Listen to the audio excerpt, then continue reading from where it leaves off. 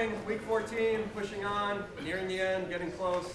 A couple of announcements first. You do have your final report that's going to be due to me. It's a PDF to my email inbox on Monday the 15th by 5 p.m.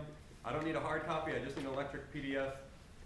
Look to your advisors for what should be included in that. I just need to collect one from everybody for ABET reasons to make sure that everybody's done it and has the report, right? So your advisor will probably have more requirements, but make sure that I get a copy of the PDF by 5 p.m. on Monday the 15th.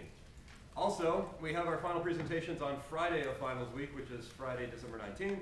I'm putting together the schedule right now. It's almost done. You'll probably see it by the end of the day. That'll be a first attempt at the schedule. So if you had a scheduling conflict, thank you for letting me know. I'm incorporating all of those as best I can. So there you go. All right, on with it. Today, I'm very excited to introduce our speaker. This is Professor Frank Savage. He's a professor of product design, industrial design, over at MIAD, which is the Art Institute in the 3rd Ward in Milwaukee. So he's a full-time professor there, but prior to being a full professor there, he has worked at Harley for almost 25 years on product design and development at Harley. He has a lot of awesome images to show today in his presentation. This presentation today is about form and function in design, how we as engineers like to push forward the functionality, a lot of right edges, right, a lot of ugliness, let's say, just to make it work, whereas, you know, industrial designers, product designers tend to push a little bit more for the artistic and the form. So a lot of awesome stuff that you'll see today, so let's give a warm welcome for Professor Frank. Thanks, Kevin. I think is my mic working? Good to go? Awesome. I can hear the little echo. Thanks for that introductory, Kevin. Doctor. Love that title. Before we get started, Kevin talked a little bit about myself, but I want to take it even further, right? A lot of times I'll get questions, or product designers will get questions like, how did you get into this industry? A lot of people don't even know about it, right? It's called industrial design, which can be kind of a misnomer, right? Oh, you're designing things inside the factory for industrial products? I don't get it. So you guys probably already know what product design is. I'm going to go over that a little bit, but how did I get into it? When I was in 1st grade, I did this drawing of a fire engine and entitled it Putting Out Fires. And the next morning, they put them up on the wall. The next morning I came in the hallway and I had a blue ribbon. It's like, that's pretty cool. I can get acknowledged for my drawings. It didn't hurt that my mother was an art teacher in the Mequon-Thiensville area for 25 years. This is a watercolor that my mother did of my son Frankie.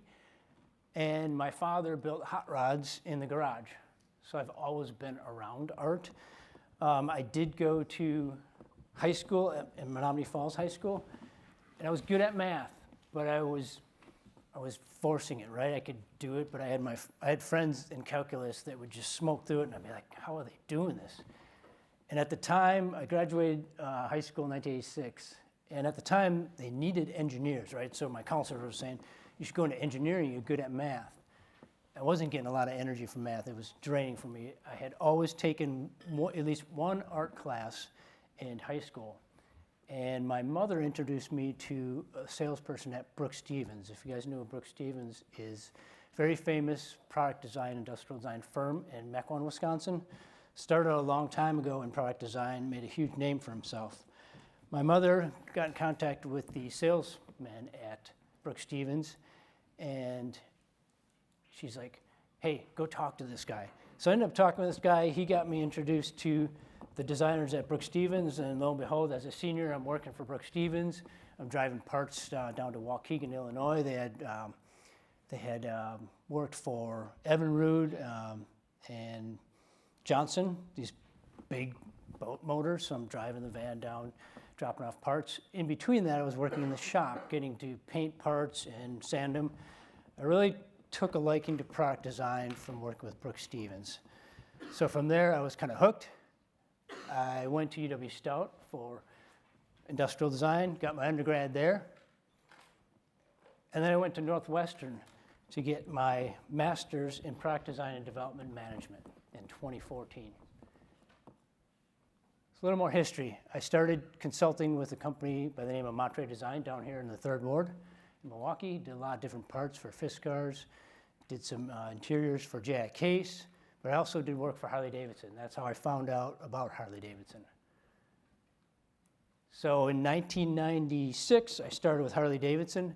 I didn't know what was going on, but I got a notion, or I got a call from somebody that said, hey, they're looking for a designer. So I'm like, I think I'm your man. So I called Willie G. Davidson up and said, hey, I'd like to work for you. It took me about 6 months of bugging him, but he finally said, yep, come on board. Spent 24 years, I think 25, I think Kevin was a little gracious there, just under 25 years at Harley Davidson, designing everything from, I'm gonna back up a little bit, to full motorcycles, to parts and accessories. Picture a motorcycle, right? Everything on here is exposed except for those internals that you guys all know about, the ICE motor. Everything on a motorcycle is right there in front of you. So the design team got involved with almost every component, not only the seat and the cowl, the tank, but also the way the motor looked. Fin packs, color, material, and finish. So it was a really good immersion into product design and working directly with engineering on all components.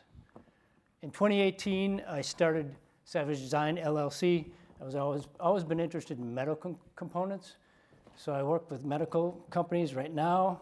I work with a local company that does race car bodies down in Twin Lakes. And I'm also a full-time professor. So I stay pretty busy in the product design world. And then there's Maya, right?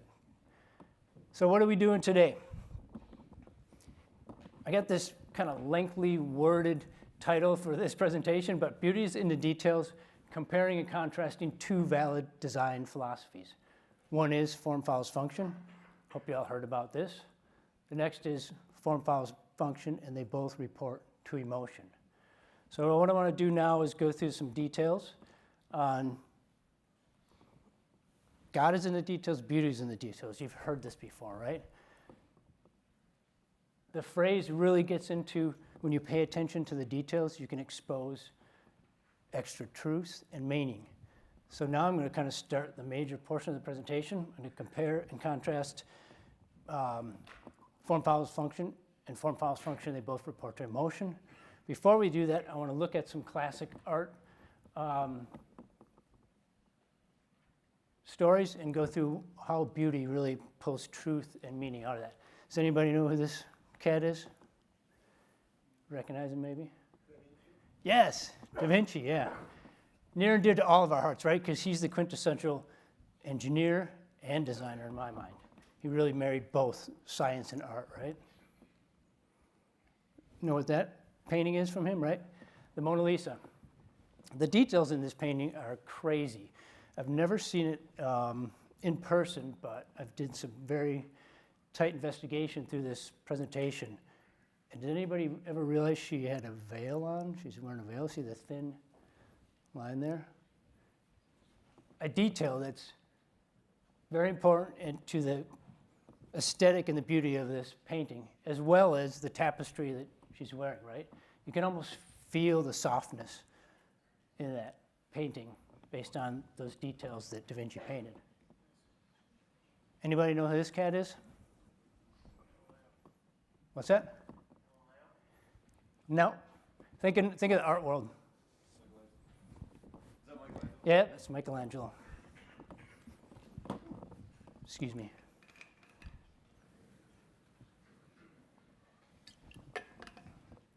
That is Michelangelo, and he is known for painting and sculpture. Let's dig into one of his sculptures. Look at some of the details he pulled out. Classic David, right? We all know this. Maybe haven't seen it in person, but we all know this classic pose, right? Where did this come from? The story of David and Goliath, right?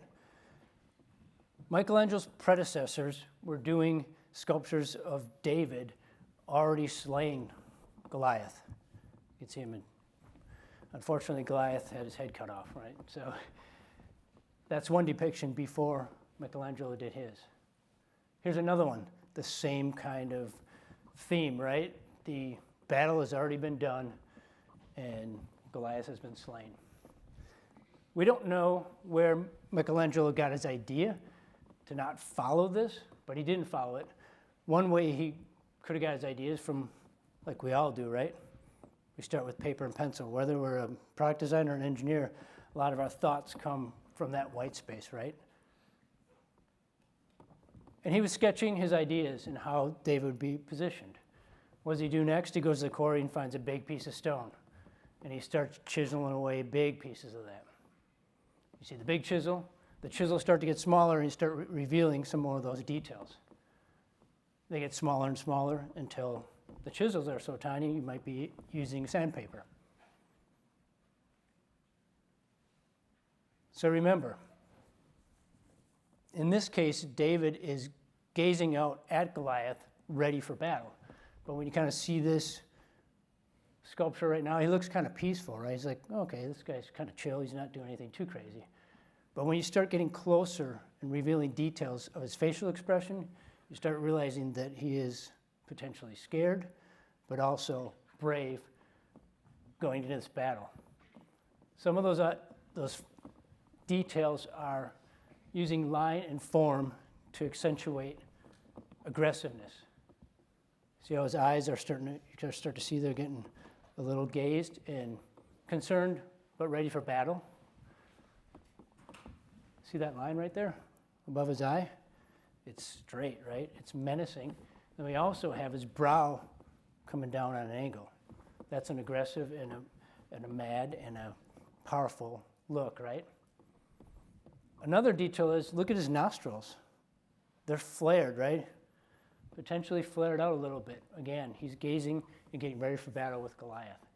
So it's those little details that reveal themselves and create that beauty and that tension and more meaning into that. So now I'm going to get into the meat of it, right? I want to just kind of go through those details and talk to you about the art side of the world. But let's compare and contrast engineering products that follow this ethos. Form follows function, right? Has anybody, have you heard of that? I think some explanation might be required. Okay. Very simple, right? Whatever you design is going to be functional. Boom. Form follows function. This is, I don't know if it's Boeing or what it is, but it's the engine, right? You guys are probably familiar with this. There's beauty in all the details that go into that, but the ethos behind the development of this is form follows function. All those forms, as you guys understand aerodynamics and then the jet engine, those details are created by engineering under the ethos form follows function. There's no product designer saying, oh, I think that cowl should have a different curvature right here so it looks better. No. When you get in this, you want the ethos to be forms follows function because you want to be safe and you want the form to be totally driven by the function of it. Maybe a product designer or graphic designer can say, well, we're going to paint it this way. The bottom's going to be white. There's going to be a strap. There's going to be a stripe down the middle and a blue top. But that's about it. And I would imagine that you have to be careful with painting these certain colors too with heat. You know, you got the hot conditions, but then you also got the cold conditions up at altitude. So very little input from people like me, product design. I want you guys all to be designing these type of products, form follows function. But they're beautiful in their elegancy and their details from the engineering aspect. Form follows function, and they both report to emotion. I learned this one at Harley-Davidson through Willie G. Davidson. So what does that mean, right? That means that everything and every part that's done is done with engineering eloquence, but also done with design having their say in it. So you get this beautiful piece of machinery that doesn't fly, but goes pretty fast, but it's super emotional, right? Every part on here has been meticulously designed by engineering and touched by product design. Had to add this. This is the old team, right, Kevin? There's a new team working on this right now. The ethos that goes into this is pretty much form follows function.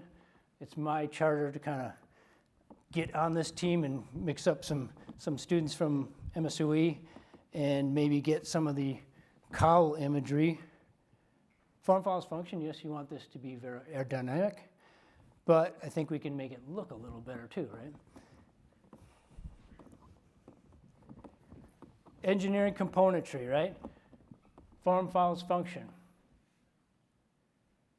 But when you get into the covers, that's where the designers will come in and say, I understand what's going on underneath this, but I want the cover to elicit a certain emotion, right? A lot of times when Harley owners and motorcycle owners will have their bikes in the garage, and they'll just sit there and stare at them because they kind of fall in love with them, and they're very beautiful pieces of mechanical equipment. Some of the details on the motor, you can see we even got into a little bit of placement of where fasteners would be placed and how the pockets look. Again, working with engineering, right? You need a certain amount of bolts to close the engine and make sure it's not having any leak paths, right? We also get into details like this, where we're taking aluminum and having it spun with a diamond cutter, so you get this specular activity of the metal coming through. Again, paying really close attention to details and revealing the natural beauty of that material. So this control panel, to me it's pretty eloquent, and it's, what is it, forms, follows, function, right? This is truly forms, follows, function. Let's make it work right. Let's work with ergonomics to make sure that the inputs are done quickly and precisely. The machining, form, follows, function. Here's a good case of forms, follows, function, and they both report to emotion. This is the instrumentation on a V-Rod, and it's really gathering visuals from expensive watches. You can see the bezel has a certain shape, all the icons and the new numbers, and MPH, that's all specific fonts to make it look expensive. Even kind of this gear-like gradation here. Does it need to look like that? No, but as you're riding it, you get this feeling of, I've got something expensive and something special. Form follows function, and they both report to that emotion. Here's a dredger. These are beautiful in their execution, but totally forms follows function, right? To me, this is a beautiful piece of sculpture, but there's no product design or industrial design put into it. It's pure form follows function.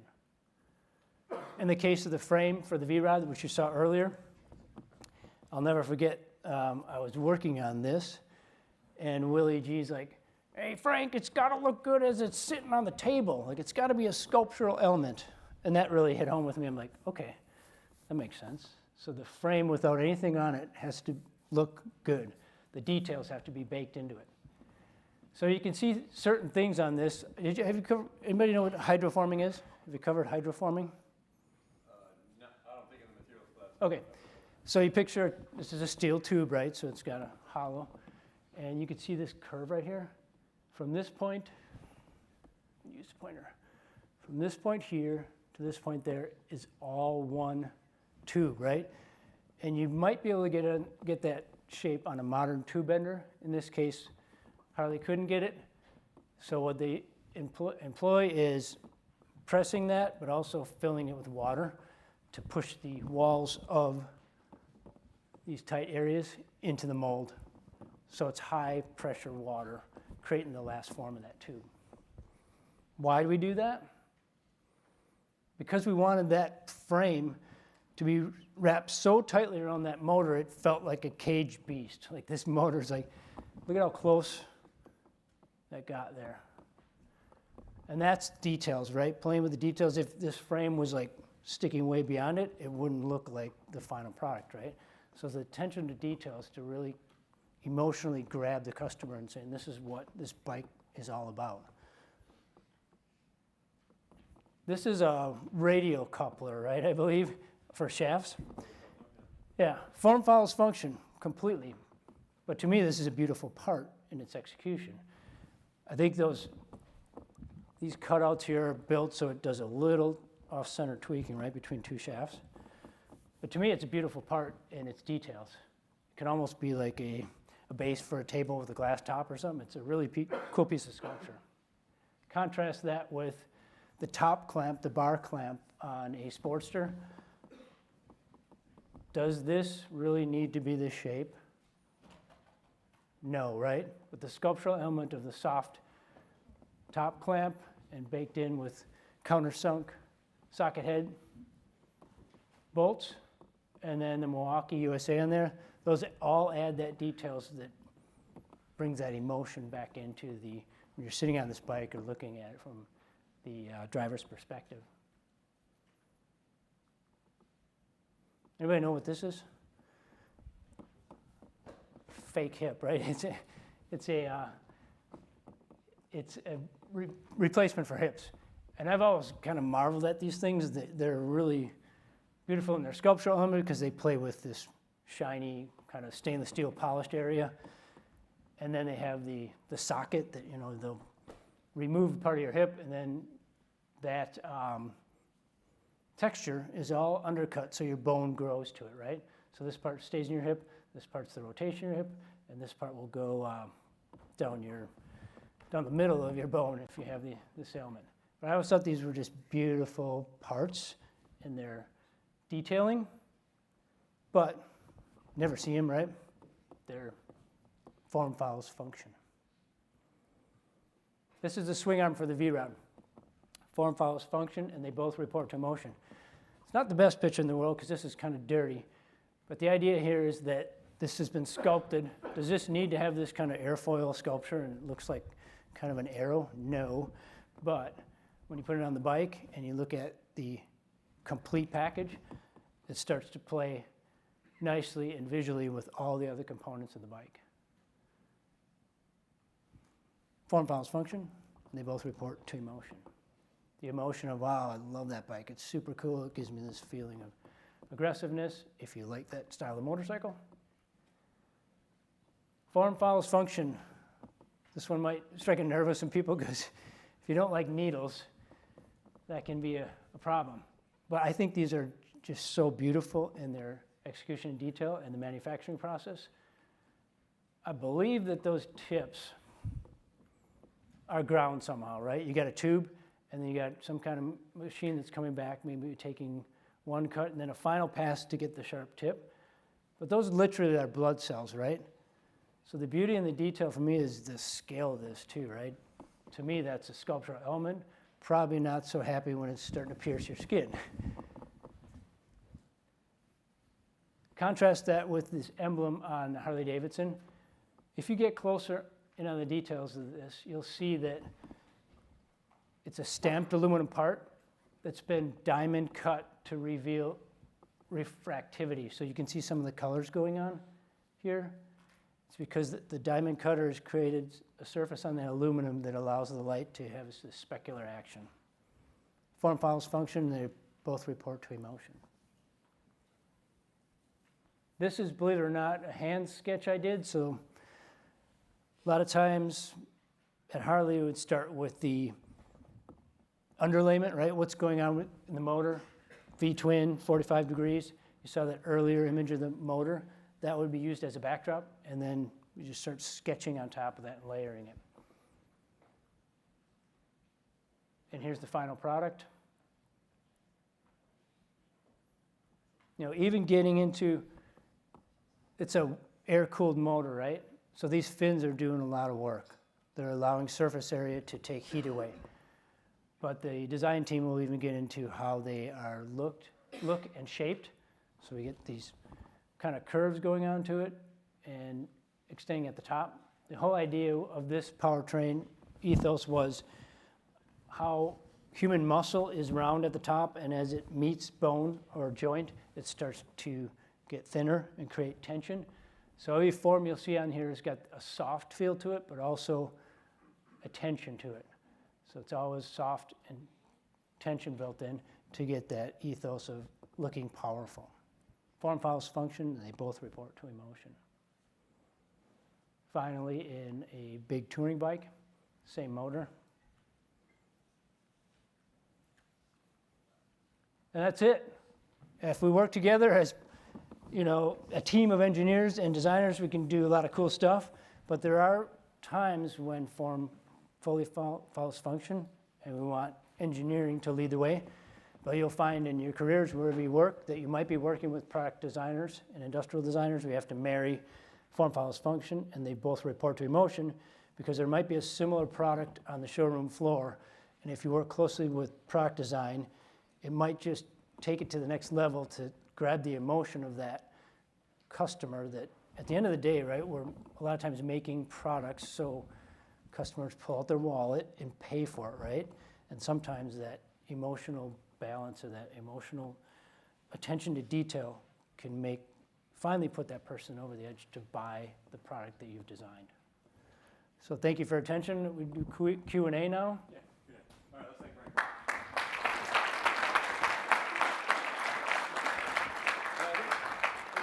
It's not something we think about at the undergrad level a ton as engineers about like how to make something look beautiful, right? And a question I guess I would have then is like, how much is that emotion worth to a consumer? You know, I think it's hard to answer, right? Because you think about art, you think about what's art worth to one person versus another. You know, what's that Harley worth to that person versus that person with that design?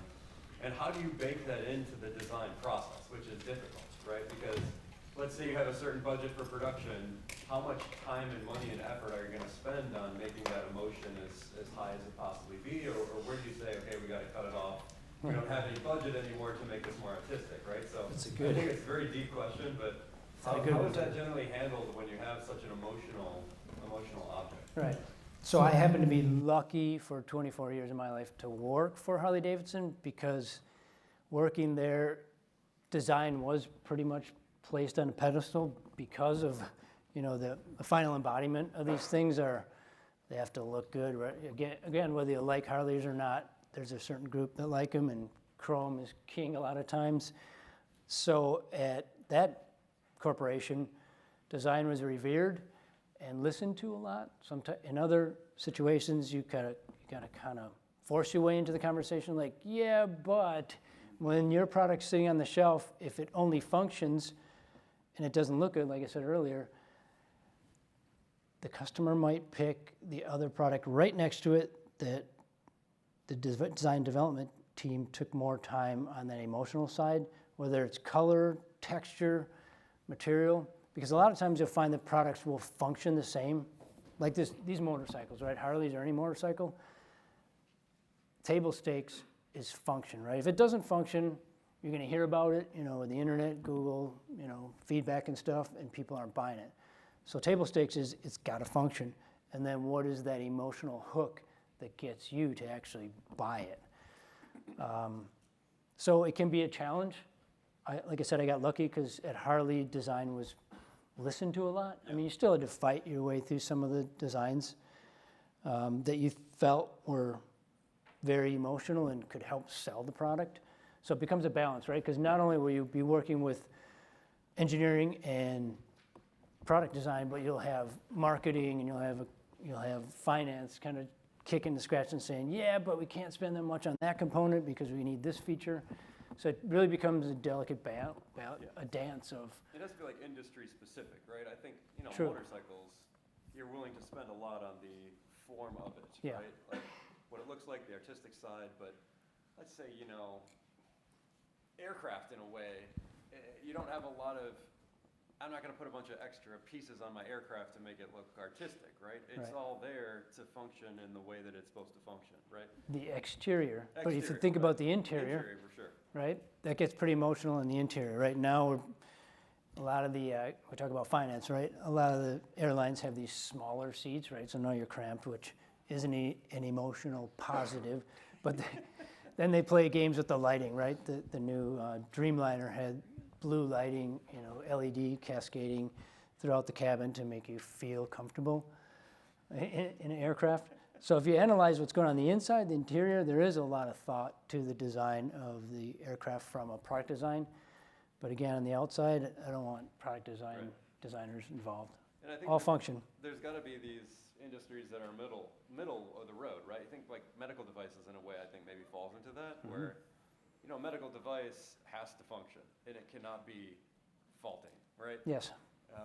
But you know, the probe that you showed, I'm not exactly sure what that was before, has a lot of art built into it, right? So you have Sure. this paneling that has curved edges. It didn't need to have curved edges, you know, and a lot of curved surfaces, things like that. And that was a choice made by the manufacturer and the designers, right? But didn't necessarily need to be there, right? So they're willing to spend above and beyond to make it look somewhat aesthetic. Sure.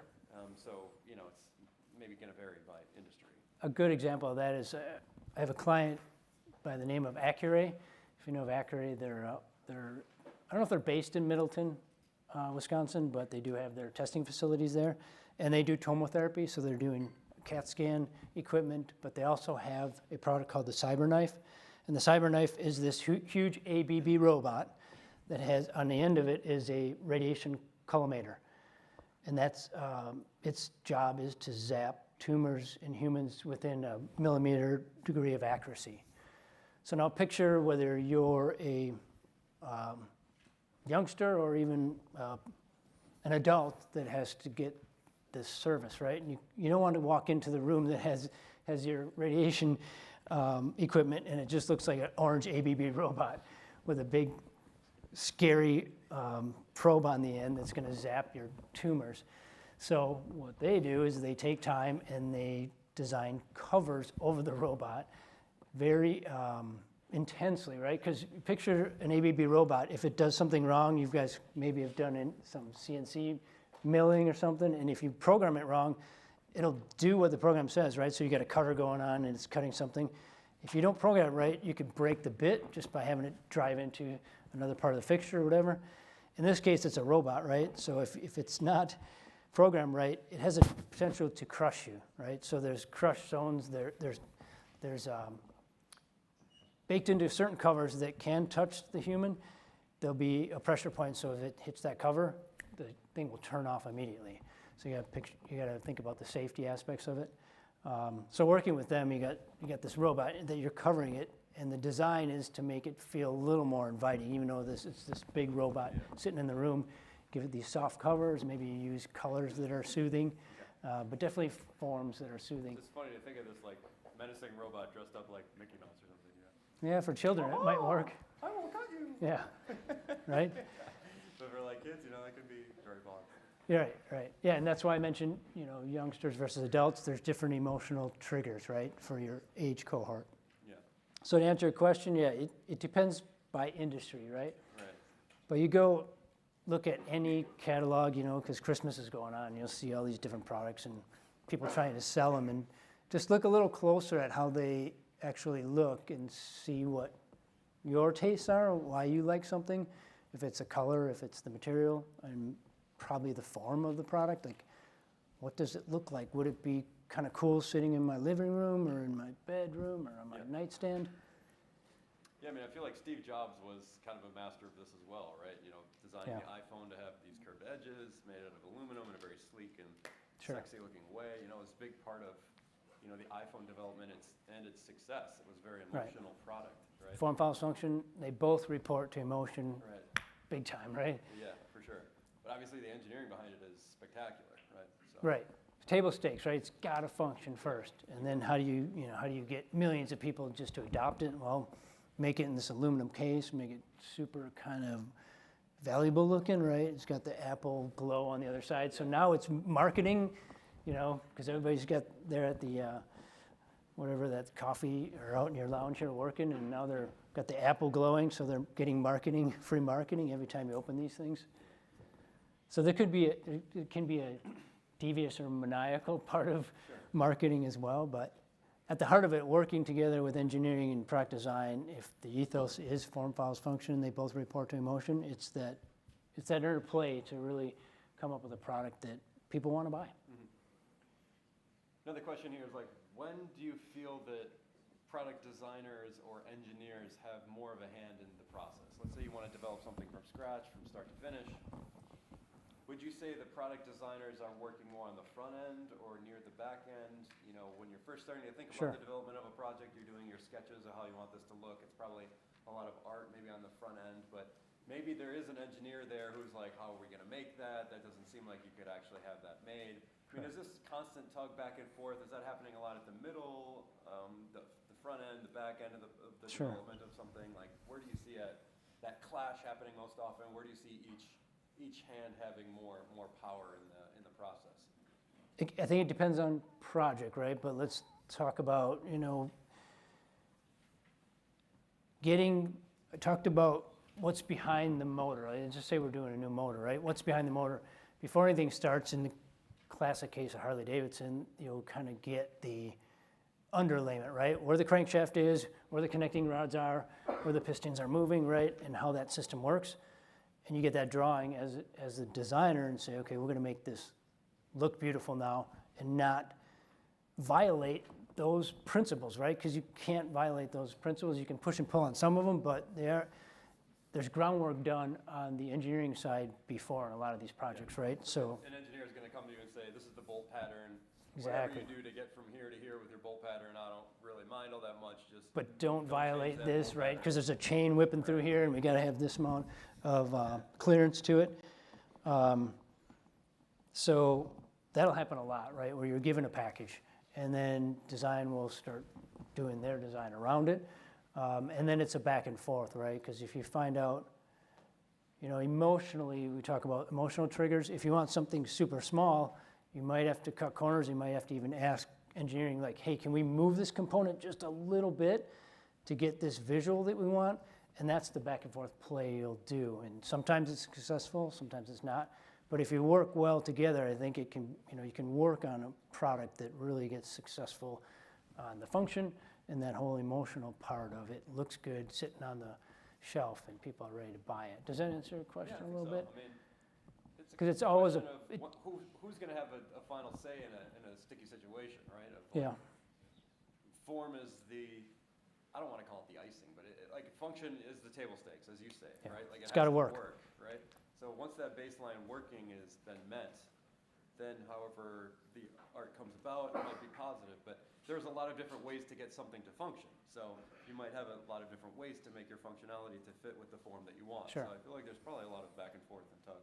There could be, and that's where if a designer does say, you know what, can we tweak the function a little bit? Because if we do, we think that, marketing is going to be able to sell this better. And, we're kind of talking about two factions of product design and development living in a silo, and they don't, right? You'll work together a lot with product design and engineering, but then you also have those inputs of marketing, finance, saying, yes, no, we can do this, and features and specs. So it can get complex, but I think ideally working together makes the best product, right?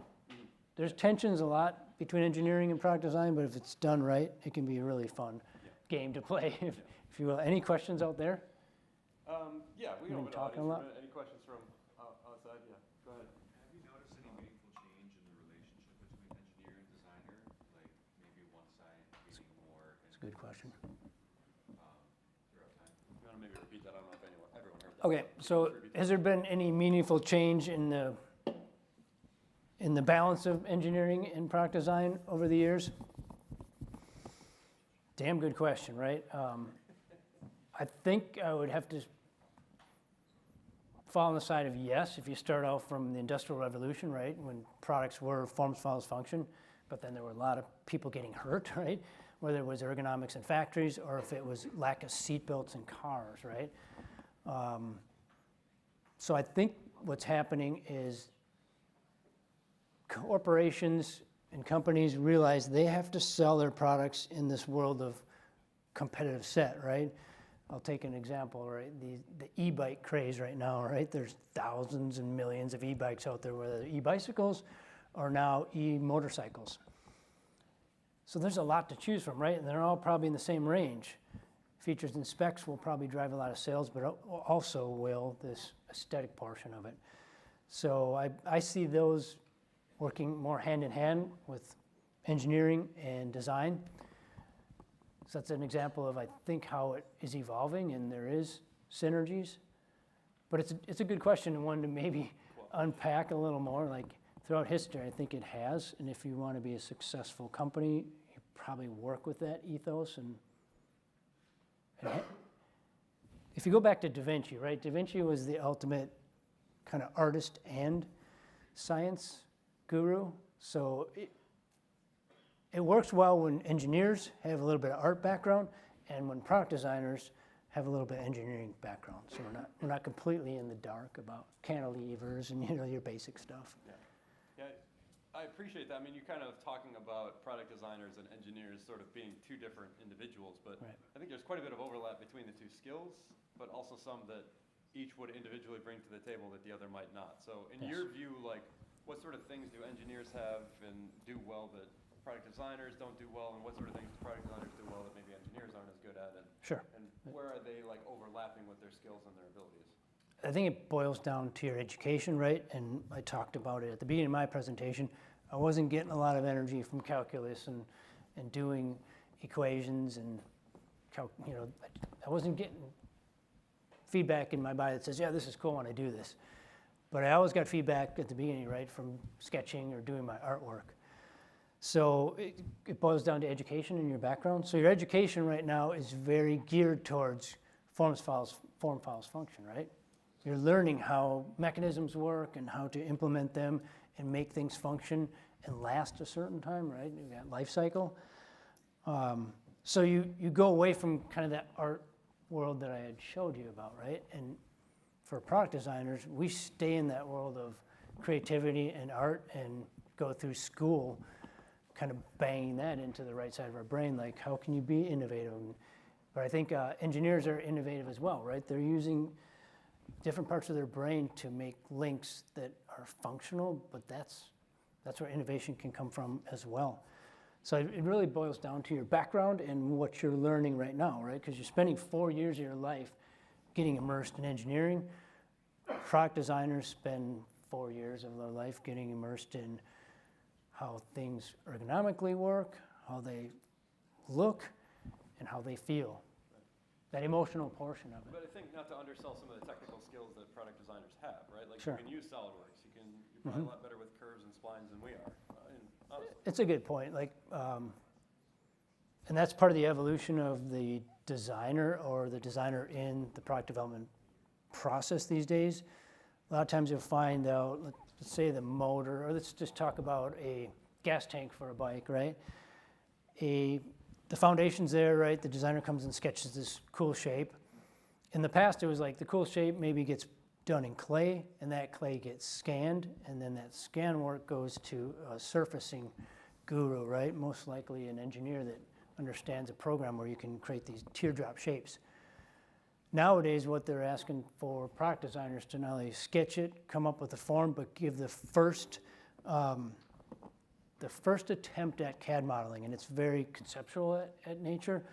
So you got programs like Blender, a little bit of SolidWorks, but a lot of stuff like Blender where you can get in there and you can do subdivisional modeling and create this, I'll call it dirty model, right? Because the surfaces on these things aren't beautiful, but they can get design intent to engineering quicker and maybe skip a step of, the interpretation a lot of times from a designer's sketch to the first round engineer CAD model is you lose some of the subtleties, right?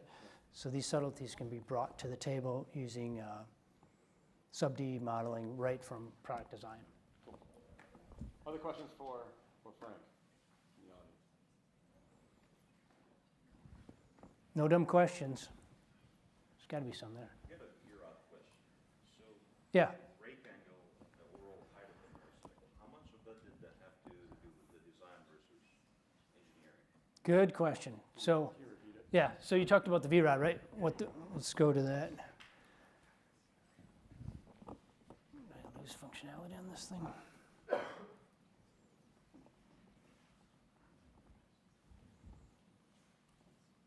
So, what's your name? Sean, The question was, where did this rake angle from this motorcycle come from, right? The V-Rod? That's not, that's the fork angle. Those of you who know the vehicle dynamics, it's really not the rake, but we use the term rake for that angle of the fork, which is very chopper-esque, right? It'll go good in a straight line, not so good in the corners, right? It wants to flop because of that angle of the steering neck. The question was, where did that come from? And that came from marketing. A lot of times these days in the evolution of larger corporations, there'll be a whole team of what are called product planners, and they're out there looking for, in this case, they wanted a modern Harley-Davidson motorcycle for a European customer, trying to get BMW people off their bikes onto this. Not the smartest thing, but it was definitely geared towards a new customer. So that fork angle was prescribed a little bit by marketing because they wanted it to be this modern chopper. And then a little bit by design when we say, okay, that's cool, but we want to make it this angle, right? The fork set. I think on this one it's probably 33 or 34. I'm not sure. It's got 34 here and 32 steering stem. So not always dictated by the look of it, but going into it knowing that it needs to be a modern chopper, right? So a little bit of that was prescribed by marketing and saying we want this modern chopper. So it's kind of a modern fat boy if you know the Harley Davidson models. So that was the brief, the project brief going into that. So it, as you probably know, like these bikes don't corner well. You'll start scraping your boot heel and the bike on the pegs real quick. They don't lean too well in the corner. So, answer your question? Awesome. All right. Maybe we got time for one more if there's any more out there. All right, go ahead, Ian. You talked a little bit about the overlap between like design in terms of the actual mechanical design, but also the artistic component. What's your personal relationship with like sketching and drawing? Did you ever find yourself having to like refresh on that or kind of like brush up on that in an artistic way and also more of like a machine design way as well? Sure. Good question. Drawing is always for designers, right? So we're always drawing, and I liken it to car design, right? You see car design evolve over the years, and some of them, every year they come up with a new body, right? They look different. So product designers are not only learning that too, right? Okay, what looked cool last year or 2 years ago might not look as cool as it does today. So we're looking at other products out in the field, what's happening in the world of design, and changing our sketch style, if that makes sense, and adding. Cybertruck was a big kind of ripple in that world, right? It's like, oh, somebody just decided to break it down into these clean elements and come up with this brick, right? But whether you like it or not, as a designer, you're going to look at that and go, that's a solution. Maybe I can learn from it and put something of that element into a new sketch that looks even better. Does that make sense? So it's a constant evolution. So did I answer your question fully? In a way, yes, you did answer my question. All right, that's about all the time we have for today. Thank you. Thank you very much. Let's thank Frank one more time. Aiden, Jordan, how you guys doing? Good to see you. Thank you. Yeah. Yeah, appreciate it. We might get some questions. Sometimes they're shy in the big setting. but Sure, they might yeah. walk up here Yep. Makes sense. and ask individual questions. Hey, good. Pleased to meet you, and Nice it's to an meet you. honor to get to know somebody who got you involved with this. Yeah, I was lucky. You also teach at MIAC. Yeah, MIAD, Milwaukee Institute of Art and Design, yep. How can I possibly go visit the place just to see? I'll take you on a tour, yeah. We I can would do-